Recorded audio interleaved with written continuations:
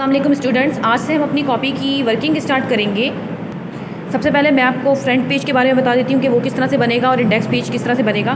तो सबसे पहला पेज जो फर्स्ट पेज होगा आपका, उस पर आप सबसे पहले अपना नेम लिखेंगे, फिर देन आप क्लास लिखेंगे 8 क्लास, और सब्जेक्ट जो है आप लिखेंगे यहाँ पे साइंस। देन आप आ जाइए अपने इंडेक्स पेज पे कि इंडेक्स पेजेस किस तरह से बनेंगे।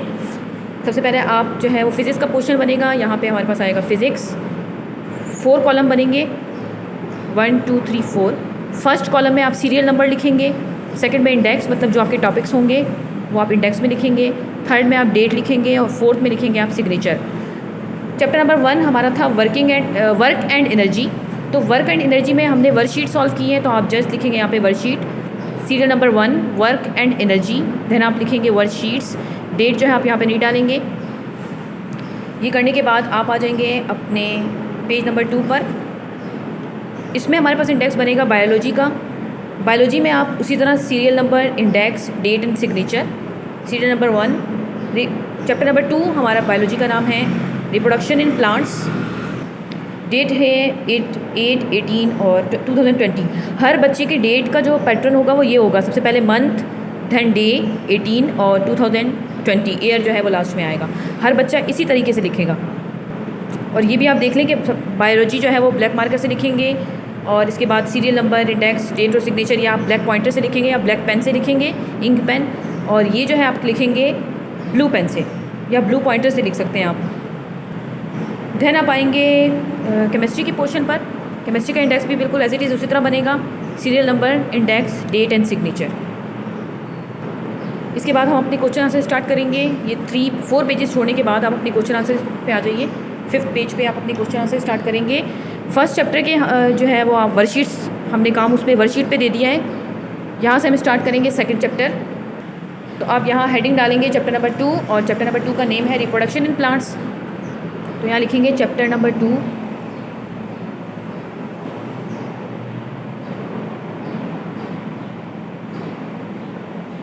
Name reproduction in plants. ये आप मार्कर से डालेंगे, कोई पॉइंटर से नहीं लिखेंगे। रिप्रोडक्शन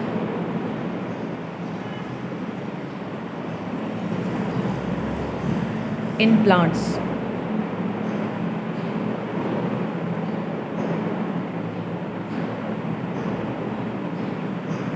डेट आज क्या है?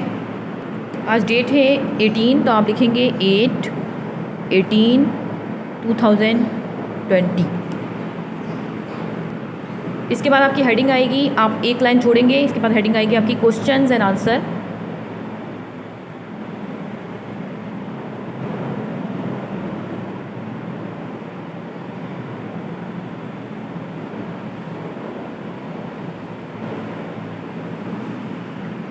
क्वेश्चन नंबर 1 स्टार्ट करते हैं। इसके बाद आप एक लाइन छोड़ेंगे, यहाँ पे करेंगे आप question number 1।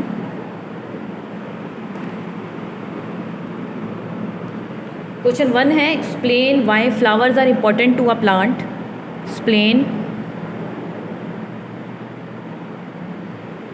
Y flowers are important to a plant. Flower जो है वो प्लांट के लिए क्यों इम्पॉर्टेंट है? तो फ्लावर जो है वो प्लांट के लिए क्यों इम्पॉर्टेंट है? बिकॉज फ्लावर जो है वो रिप्रोडक्टिव सिस्टम है प्लांट का, are important for a plant या to a plants.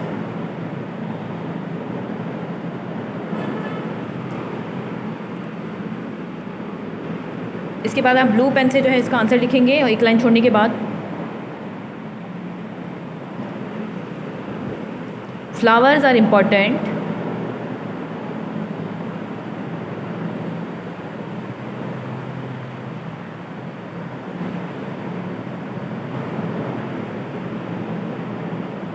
because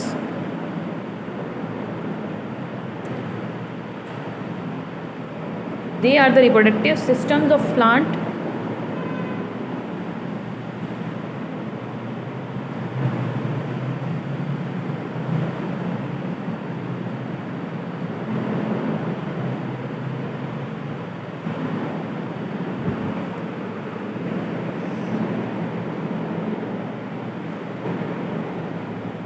they contain the reproductive organ।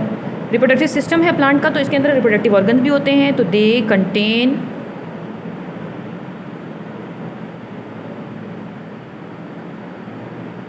The reproductive organs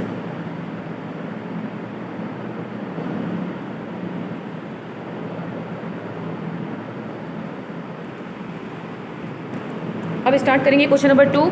आप एक लाइन जो है वो छोड़ेंगे। क्वेश्चन नंबर 2 में what are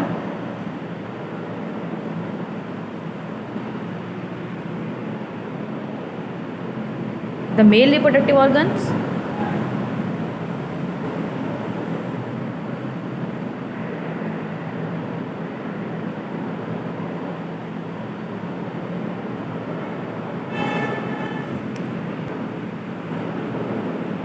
B and the female reproductive organ.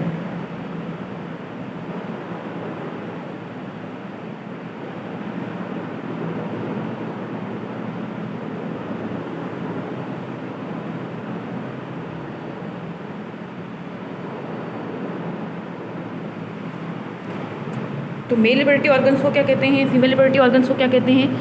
Again आप एक लाइन स्किप करेंगे और आप आएंगे आंसर पर। इसका आंसर क्या है, the male reproductive organs are called stamen. The male reproductive organs are called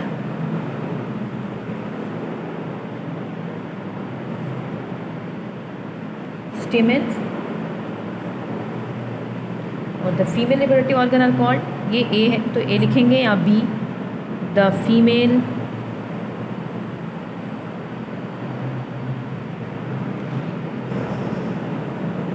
reproductive organs are called carpel. अब क्वेश्चन नंबर 3,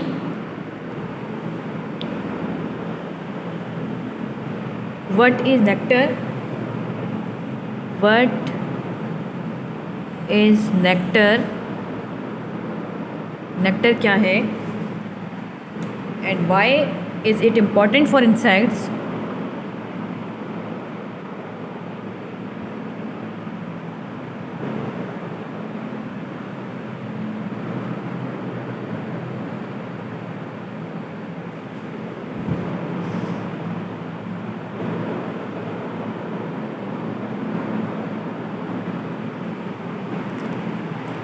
उसके बाद आपका हमारा आंसर क्या है,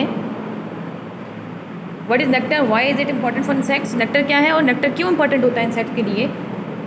तो नेक्टर हमारे पास क्या है, नेक्टर जो है वो शुगर रिच लिक्विड होता है, जो प्लांट्स के ग्लैंड्स होते हैं जिसे नेक्ट्रीज कहते हैं, उसे प्रोड्यूस होता है। और इंसेक्ट्स के लिए क्यों इंपॉर्टेंट है, क्योंकि जो इंसेक्ट्स है वो क्या करते हैं, उसको एज अ फूड लेंगे। तो नेक्टर जो है वो क्या है, insect collect nectar for food, food के लिए जो है वो इस नेक्टर को कलेक्ट करते हैं। तो क्वेश्चन हमारा क्या है, nectar is a sugar rich liquid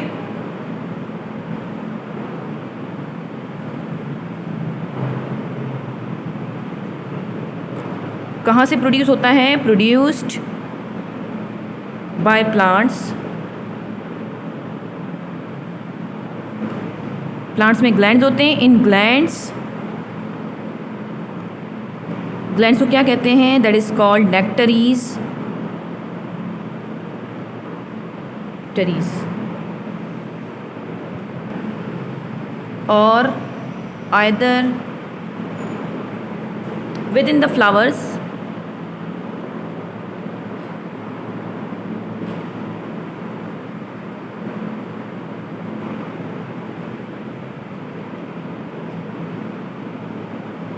it is important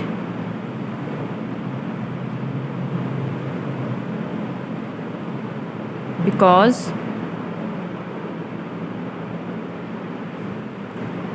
insects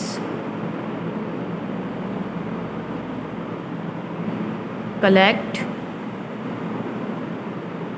nectar for food,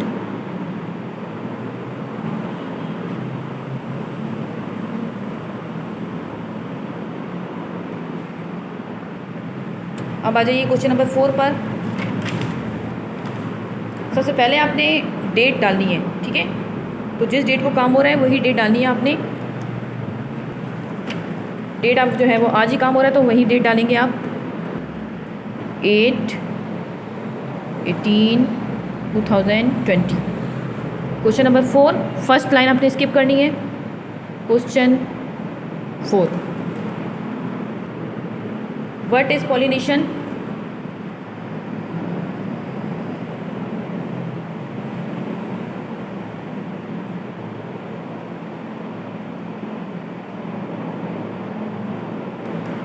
आप पॉलिनेशन की हेडिंग डालेंगे ब्लैक मार्कर से।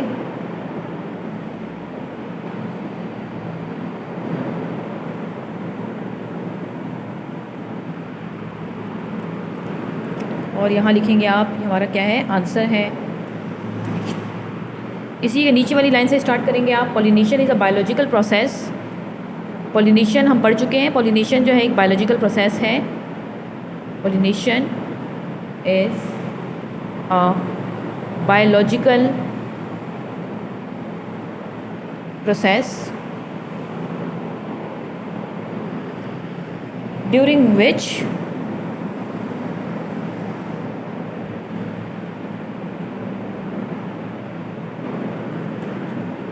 there is transfer of pollen grain,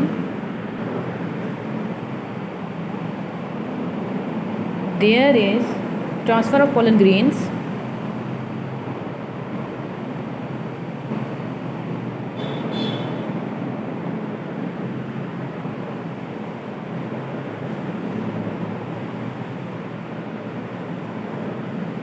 from the anther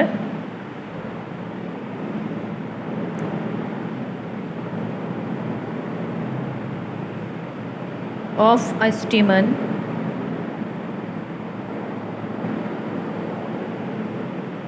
to the stigma of a carpel. Question number 5,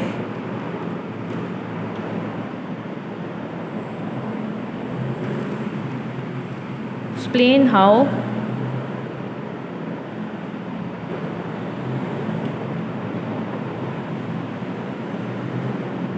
wind pollinated flowers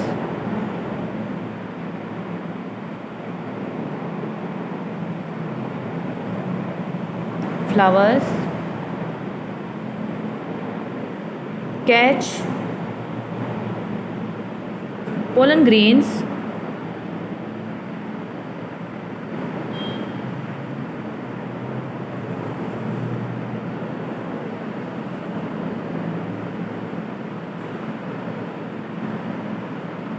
carried by the wind। जो wind के ज़रिए, ये क्या कह रहे हैं कि एक्सप्लेन कर रहे हैं कि विंड पॉलिनेटेड फ्लावर्स जो है वो किस तरह से पोलन ग्रेन्स को कैच करेंगे जब विंड इसको कैरी करती है। तो किस तरह से कैरी करते हैं। तो एक लाइन छोड़ के आप इसका आंसर लिखेंगे यहाँ पे। Answer number 5, the pollen grains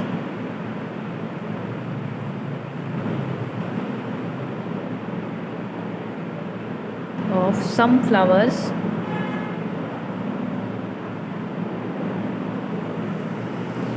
are carried by the wind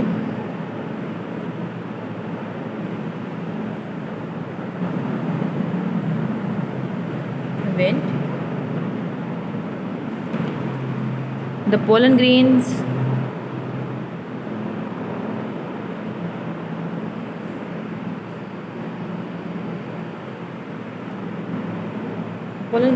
are smooth।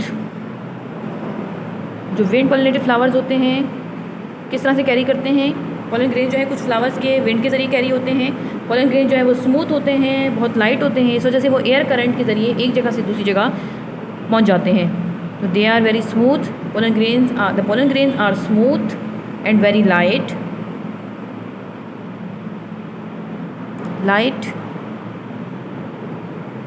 so that they can be blown over long distances by air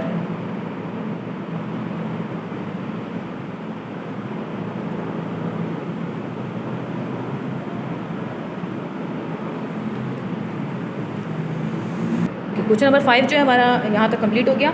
अब नेक्स्ट क्लास से जो है हम क्वेश्चन नंबर 6 स्टार्ट करेंगे।